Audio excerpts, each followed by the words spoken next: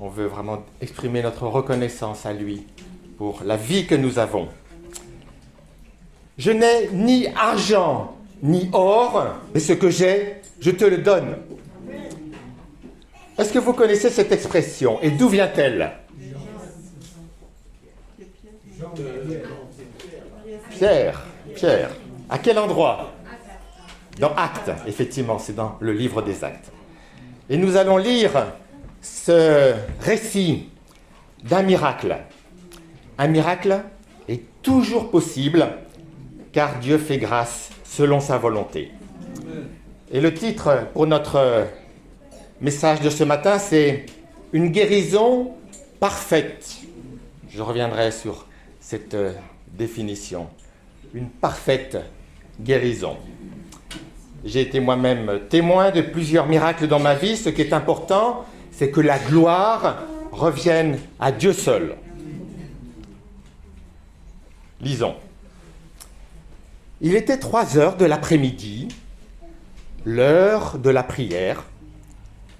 Pierre et Jean montaient ensemble au temple.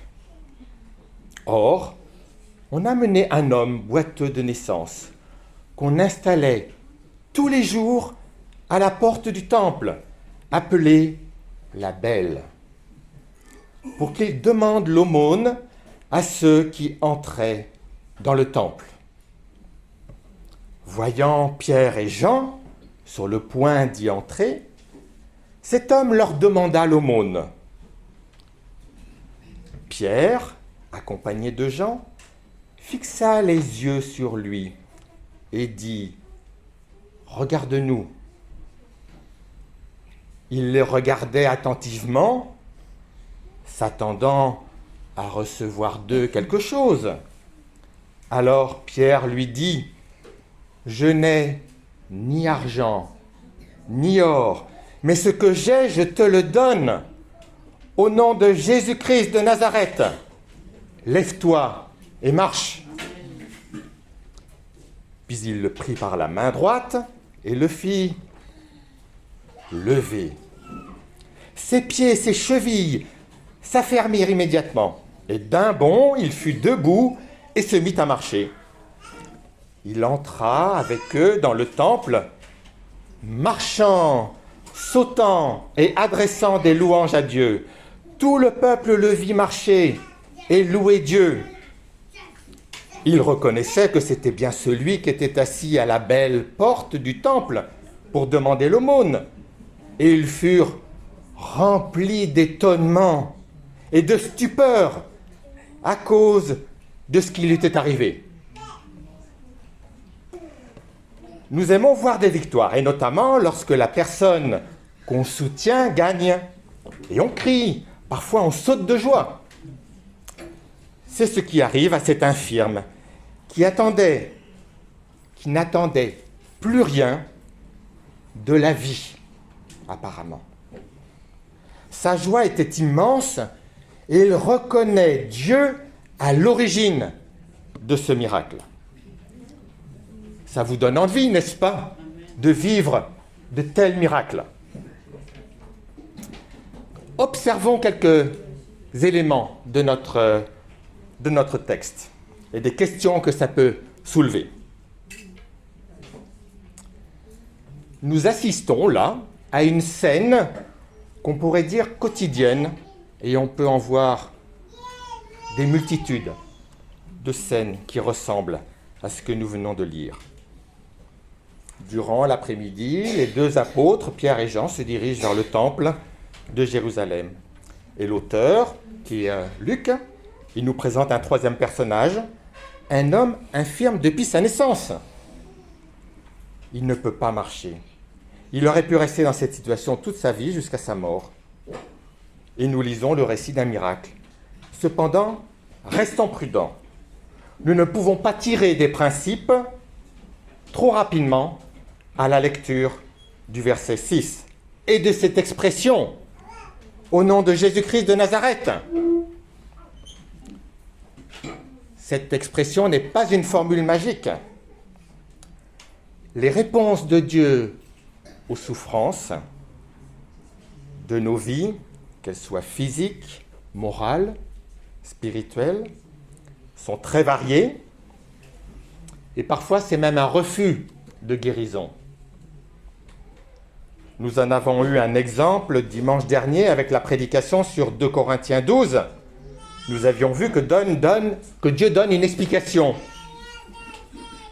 Paul écrit le concernant, au verset 7, que Dieu lui a imposé un handicap qui vient de Satan. C'est l'apôtre Paul qui disait ça. Et pourquoi ? Pour le garder de l'orgueil. Pour tirer des leçons et des enseignements fondés bibliquement sur des textes comme celui que nous venons de lire en Acte 3, nous devons observer le contexte. Et le contexte, c'est ce qui est au chapitre 2 et c'est ce qui suit ce miracle. Le discours qui précède, il est à la fois très connu parce que c'est le jour de la Pentecôte, donc un événement qu'on se rappelle tous les ans.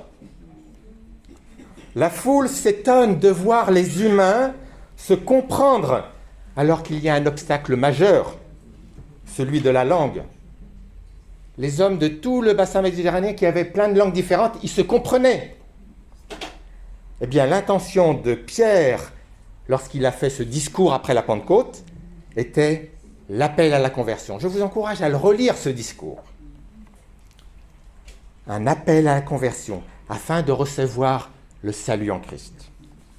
La foule voulait même expérimenter l'action de l'Esprit. Beaucoup disaient, oui, mais moi aussi je veux l'Esprit, moi aussi. Ils voulaient l'Esprit dans leur vie. En Acte 2, verset 38, et la deuxième partie du verset 40. Mais l'apôtre Pierre dit dans son discours, mais sans changement et obéissance, l'Esprit Saint ne peut résider et agir dans la vie des croyants. Et dans ce second discours qui suit ce miracle qu'on vient de lire, l'apôtre Pierre dit bien, nous allons maintenant expliquer ce miracle. Et donc dans ce deuxième discours, Pierre rappelle également à un changement d'attitude. Dans les deux cas, que ce soit après la Pentecôte ou après la guérison de ce boiteux, la foule est surprise et incrédule. Dans les deux cas, Pierre en profite pour proclamer l'Évangile. Jésus est saint et juste, il est l'auteur de la vie. Et pourtant, Jésus a été tué. Ensuite, Dieu a brisé les liens de la mort. Jésus est ressuscité, il est vivant. C'est ça ce que Pierre annonce, cette bonne nouvelle de l'Évangile en Jésus. Et c'est parce que nous croyons que Jésus est vivant dans la gloire aujourd'hui auprès de Dieu que nous pouvons invoquer la puissance de son nom qui accorde une parfaite guérison, comme celle du boitier, une parfaite guérison. Et cette parfaite guérison vient aussi pour la délivrance de l'esclavage du péché et de ses conséquences. Dès maintenant, l'Esprit Saint est répandu sur ceux qui croient. En Acte 2,33, Dieu a fait Seigneur et Messie ce Jésus qui a été crucifié. Jésus va revenir un jour pour mettre un terme aux injustices terrestres. Le chrétien qui a laissé l'Esprit Saint conduire sa vie expérimente cette puissance. Et vous pouvez venir me voir après le culte si vous avez des questions à propos de cette affirmation. Oui, nous pouvons expérimenter cette puissance au nom de Jésus. Nous le vivons déjà aujourd'hui avec des temps de repos, des temps de rafraîchissement dans notre intimité avec Dieu, avec plus aucune culpabilité. Acte 3, 19. Je recite des éléments de ce discours, donc je vous encourage à lire ces deux discours, parce que ce que je lis là, ce que je vous dis là, c'est dans ces discours. Il n'y a plus aucune culpabilité en celui qui est en Christ. La culpabilité est une question de conscience. Certains humains semblent en être dépourvus. Ils sont endurcis, rebelles, et ils sont capables de persévérer dans le mal qu'ils font sans état d'âme. Et pour le chrétien, il peut y avoir aussi un sentiment de culpabilité. Ce sentiment de culpabilité peut être alimenté par Satan pour nous faire douter de l'œuvre de Jésus qui est mort sur la croix pour le pardon des péchés. Et Pierre affirme que Jésus efface les péchés des croyants qui changent d'attitude et qui se tournent vers Dieu. Jésus lui-même va revenir afin que les humains qui acceptent de tout changer et qui s'en remettent pleinement à Dieu seront en présence de Dieu pour l'éternité. Je vais vous donner des exemples là tout à l'heure pour essayer de comprendre pourquoi est-ce que j'insiste sur ces mots qui sont tellement importants dans ces deux discours de Pierre, de changer, de croire, de se laisser toucher par l'Esprit et que l'Esprit veut vraiment, avec sa puissance, nous transformer, nous accompagner dans ces étapes de guérison, de restauration. La seule condition, c'est de croire en Jésus. Et concrètement, une des conséquences consiste à nous détourner de nos mauvaises voies d'autrefois, dit Acte 2,40 ou Acte 3,26. Ces deux discours sont vraiment en parallèle. Ce miracle de la guérison de cet homme nous est raconté pour que nous puissions comprendre et affirmer que c'est Dieu qui manifeste la puissance de Jésus. Nous savons que c'est la puissance de Jésus qui a rendu à cet homme la force de se tenir debout. Gloire à Dieu. Le miracle de ce boiteux est arrivé dans les jours qui ont suivi le plus grand miracle de tous les temps, le jour de la Pentecôte, comme annoncé par les prophètes pendant des centaines d'années. Et aussi par Jésus, l'Esprit de Dieu est venu, enfin, je pourrais dire, dans la vie des croyants, le jour de la Pentecôte. Et ce jour-là, il y a eu des milliers de conversions, dès le premier jour de la venue de l'Esprit. Depuis 2000 ans, nous pouvons dire que des milliards de personnes auraient eu besoin de guérison, comme cet homme. Certains ont pu être touchés, ont pu être guéris, restaurés dans leur personne, dans leur guérison, dans leur relation à Dieu. Mais la guérison la plus spectaculaire, c'est celle du cœur, ce changement radical de comportement pour vivre à l'image de Jésus, pour vivre à sa ressemblance. Je vais donner juste un petit exemple de ce qui va se passer là dans les jours qui viennent là en France. Il y aura peut-être entre 1 et 2 milliards de personnes qui vont voir en direct la cérémonie d'ouverture des JO.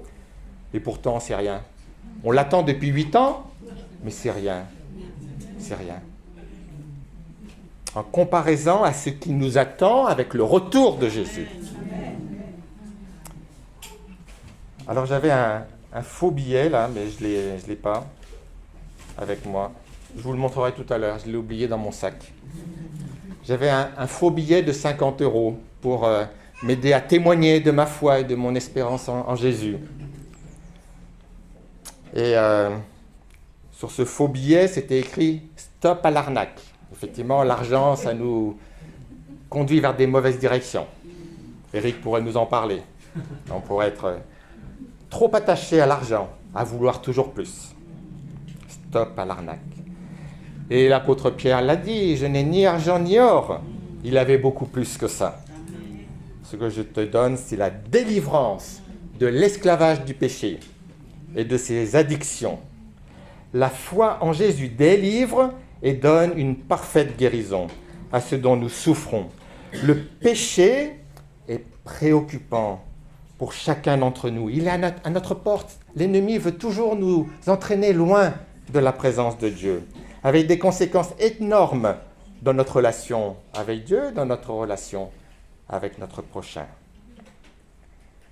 Et les addictions, par exemple, ont un impact désastreux pour nous et nos proches.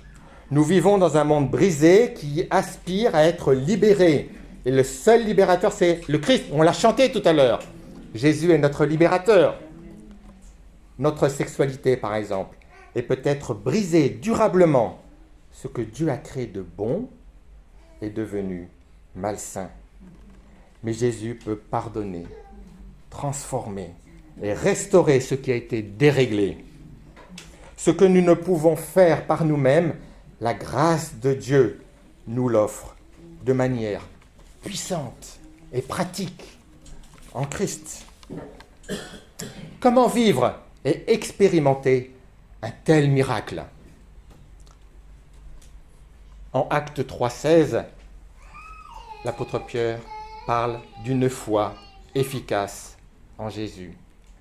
Il parle et il encourage les chrétiens à une totale dépendance à Dieu, s'attendre à Dieu pour nous délivrer. Et il y a aussi notre connaissance de la parole de Dieu. On l'a chanté juste avant ce message. Ta parole est là pour nous convaincre.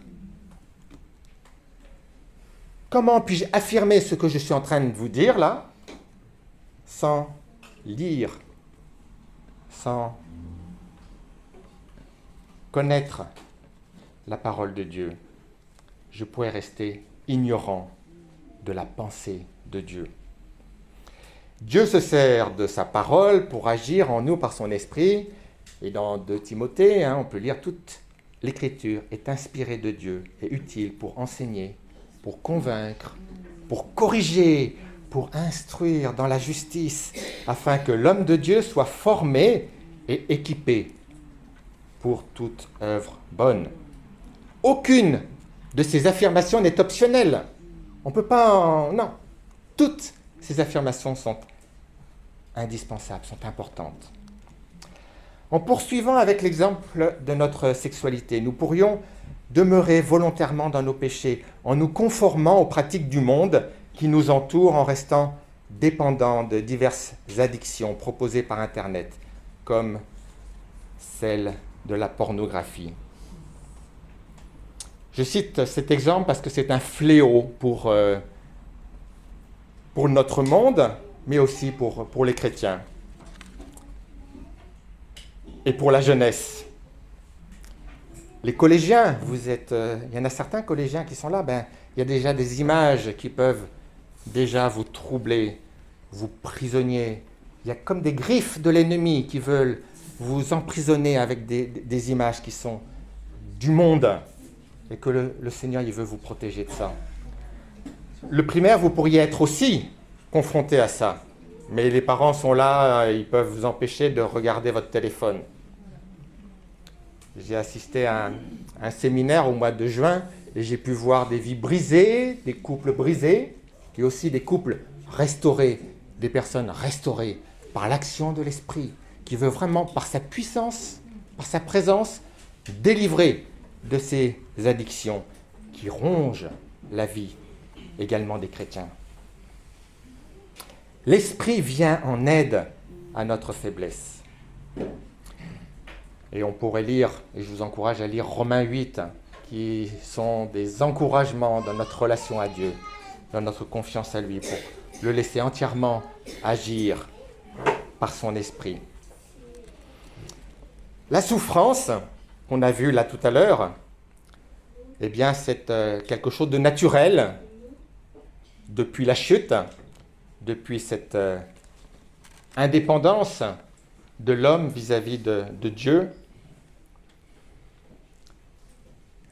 Cette souffrance, elle nous révèle que la vie ne fonctionne pas comme Dieu l'avait conçue. Et plusieurs personnes parmi nous sont esclaves du péché. Nous sommes tous tentés de vivre parfois une vie sexuelle qui c'est en dehors des limites claires que Dieu avait fixées. il avait prévu de bon pour nous. Le monde qui nous entoure est brisé par le péché. Ce monde a besoin de libération. Et nous avons besoin d'être libérés, chacun d'entre nous, chacun en fonction de ce que nous vivons. Et c'est la foi en Jésus qui a rendu la victoire, la guérison parfaite à ce boiteux qui peut aussi nous toucher et nous libérer, nous restaurer. C'est une foi qui guérit, qui libère et qui restaure. L'apôtre Pierre dit, cette foi restaure l'univers entier. Ce n'est pas seulement quelques personnes, non, c'est l'univers entier. Ceux qui demandent pardon à Dieu, bien sûr, et ceux qui demandent à Dieu de se laisser changer. Joao a prié là tout à l'heure qu'on se laisse transformer comme de l'argile, comme un vase dans les potiers, dans la main du potier qu'est notre Seigneur, se laisser transformer par lui. Dieu veut vraiment nous restaurer, nous libérer de notre handicap, et que cet handicap ne dure pas. Prions. Les chrétiens sont au bénéfice d'une grâce qui a été annoncée par les prophètes. Et j'aimerais bien sûr que vous puissiez vous réjouir comme ce boiteux qui est debout, qui est restauré, qui est guéri. Et ce verset magnifique de l'apôtre Pierre, pour conclure son discours, vous êtes les héritiers, en s'adressant aux chrétiens. Nous sommes les héritiers des prophètes. Nous sommes les bénéficiaires de l'alliance que Dieu a conclue avec nos ancêtres lorsqu'il l'a promis à Abraham. Vous vous rendez compte, c'est depuis Abraham que Dieu avait annoncé la venue de Christ, qui est mort, qui est ressuscité, et qui par son esprit, aujourd'hui, nous délivre, nous restaure, nous guérit. Et je poursuis, toutes les familles de la terre seront bénies à travers ta descendance. Et c'est pour vous, en premier lieu, que Dieu a ressuscité son serviteur. Il vous l'a envoyé pour vous bénir en détournant chacun de vous de ses mauvaises actions. C'est du concret, c'est du concret. Une parfaite guérison en Christ par l'Esprit. Ces deux versets sont une conclusion de ce discours de Pierre pour expliquer le miracle de la guérison du boiteux. N'est-ce pas remarquable ? Quand vous relirez et vous vous souviendrez de cette formulation de ce miracle-là, de cette situation de la vie quotidienne, eh bien vous vous rappellerez de ces promesses. Restons en prière et vivons à la ressemblance de Jésus. Christ est le seul libérateur pour une guérison parfaite, pour chacune de nos vies. Gloire à Dieu. Amen. Et réjouissons-nous. Amen. Restons quelques minutes en prière devant notre Seigneur et vraiment laissons l'Esprit agir en nous pour qu'il nous délivre de tout ce qui fait obstacle à notre communion avec le Seigneur.